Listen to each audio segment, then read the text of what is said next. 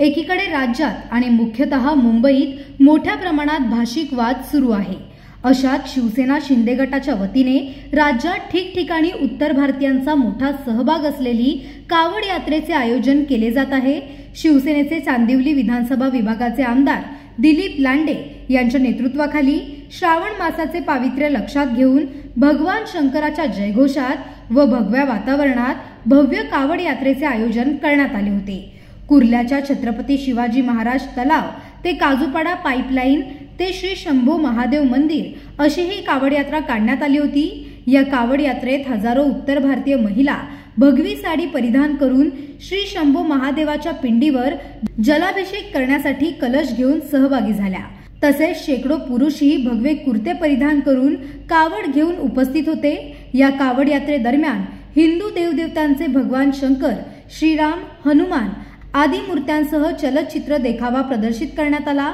ही हिंदूंची संस्कृती असून कोण काय आरोप करतो यापेक्षा रामाचा धनुष्य, शंकराची भक्ती आणि सनातन धर्म आमच्या मनात असल्याने सालाबाद प्रमाणे आम्ही या कावड यात्रेचे आयोजन करीत असल्याचे आमदार दिलीप लांडे यांनी सांगितले। हा हिंदू धर्मामध्ये श्रावण मास हा एक पवित्र मास असतो आणि संपूर्ण हिंदुस्थानमध्ये काशी हे शंकराचं पवित्र स्थान आहे। गंगाजल हे पवित्र जल आहे। या हिंदूंच्या भावना आहेत। या भावनेचा आदर करून गेले अनेक वर्ष तीर्थक्षेत्र काशी येथून गंगाजल आणून त्या संपूर्ण चांदिवलीमध्ये सर्व भक्तांना एकत्र करून प्रत्येक मंदिरामध्ये, शंकर मंदिरामध्ये जलाभिषेक केला जातो आणि त्याच माध्यमातून एक कावड यात्रा आयोजित केली जाते। आज या ठिकाणी सर्व भाविकांना, हजारो भाविक या ठिकाणी सहभागी झालेले आहेत। त्यांची श्रद्धा, त्यांची भक्ती, त्यांची भगवी ताकद, सनातन धर्माचा भगवा ध्वज लावून भगवान शंकराच्या चरणावरती नतमस्तक होण्यासाठी, आपली भक्ती शंकराच्या चरणावरती ठेवण्यासाठी भाविक या ठिकाणी एकत्र झालेले आहेत।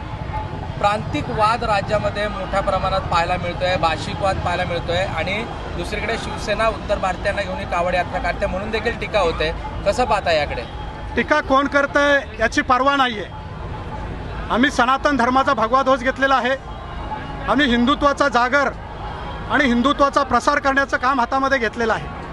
हे आमचं कर्तव्य आहे आणि म्हणून या महाराष्ट्रामध्ये पवित्र जल आणून प्रत्येक शंकर मंदिरामध्ये सर्व भाविकांना, सर्व हिंदू समाजातील लोकांना एकत्र घेऊन एक सनातन धर्माचा भगवा ध्वज घेऊन या ठिकाणी सर्वांच्या भावना भगवान शंकराच्या चरणावरती ठेवण्यासाठी या ठिकाणी भक्तीने, शक्तीने एक भगवी ताकद घेऊन या ठिकाणी भाविक येत असतात।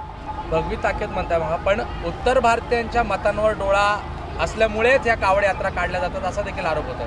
कोण आरोप करतंय त्यांना कावीळ झालेले असेल, परंतु आमच्या मनामध्ये, आमच्या हृदयामधून भगवान शंकराची पूजा, श्रावण मास हा पवित्र मास आहे। आमच्या हृदयामध्ये भगवान प्रभू रामचंद्राचा धनुष्यबाण आणि सनातन धर्माचा भगवा ध्वज ही आमची श्रद्धा आहे, ही आमची भक्ती आहे आणि या सनातन धर्माचा भगवा ध्वज घेऊन, प्रभू रामचंद्राचा धनुष्यबाण घेऊन ही भगवी ताकद भगवान शंकराच्या चरणावरती नतमस्तक होण्यासाठी आलेले आहे।